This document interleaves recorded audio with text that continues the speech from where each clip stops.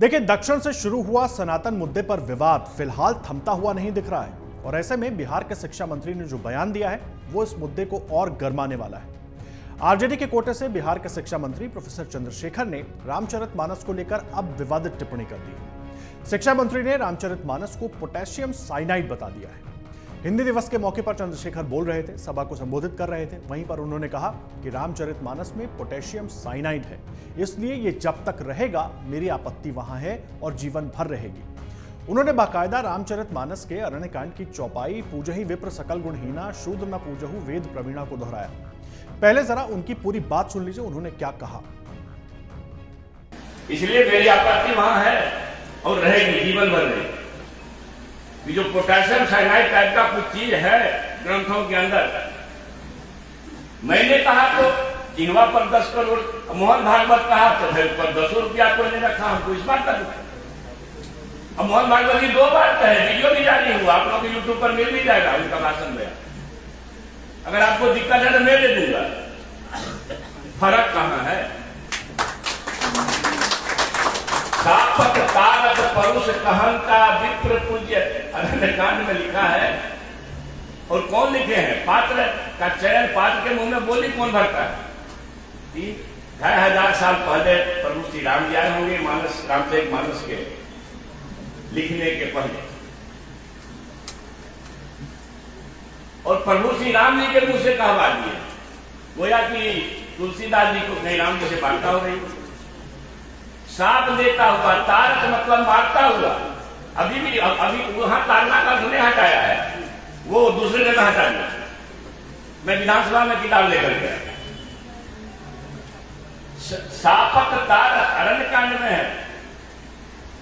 आप कहें तो मैं अभी दिखा सकता हूं, क्योंकि जल तो पूरा साथ लगेगा। वहां तारना कर ता बड़ा रहो और ना का नहीं बदला गया। जहां ता छोटी रह होती है, तारना उसका मतलब उद्धार करना। जहां बड़ा रह होता वहां मारना, पीटना, दंड देना, कठोर वचन कहना ही है। तो वहीं चंद्रशेखर के इस बयान के विरोध में अब बीजेपी उतर आई है और जमकर हमलावर भी है। बीजेपी प्रवक्ता ने चंद्रशेखर को ही समाज के लिए पोटेशियम साइनाइड बता दिया और साथ ही आरजेडी पर भी कई आरोप लगाए। जरा ये बयान सुन लीजिए पहले। बिहार के शिक्षा मंत्री श्री चंद्रशेखर खुद ही सामाजिक साइनाइड हैं। इतना ही नहीं, वो समाज में जहर फैलाने के लिए एकदम बेचैन है। राजद पार्टी बिहार के लिए साइनाइड है। चारों तरफ हत्या, अपराध, जातीय उन्माद फैलाने के लिए, धार्मिक उन्माद फैलाने के लिए, दारू बारू, हर एक तरह के अपराधियों का संरक्षक।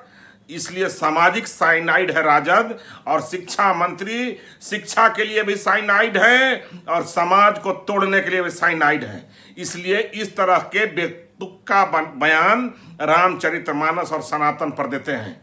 रामचरितमानस को 9वां पास विद्यार्थी जो उनका नेता हैं उनको तो समझ में है नहीं, उनके पूरी पार्टी को समझ में नहीं है। रामचरित्र मैं चैलेंज है कि ये लोग रामचरितमानस कभी पूरा पढ़ा ही नहीं। ये सारे लोग सियासी फ्रॉडिज्म करके बिहार के जनता को ठगने के लिए बेचैन है, चुनावी एजेंडा बनाने के लिए। बीजेपी तो इस मुद्दे पर हमलावर हो रही है, लेकिन बड़ा सवाल है कि इस तरह के मुद्दों पर नीतीश कुमार आखिर क्यों चुप हैं? उनकी चुप्पी के मायने क्या है? चंद्रशेखर ऐसे ही बयानों के चलते आपको याद होगा जनवरी में भी विवादों में आ गए थे। उस समय भी खुलकर नीतीश कुमार कुछ नहीं बोले थे।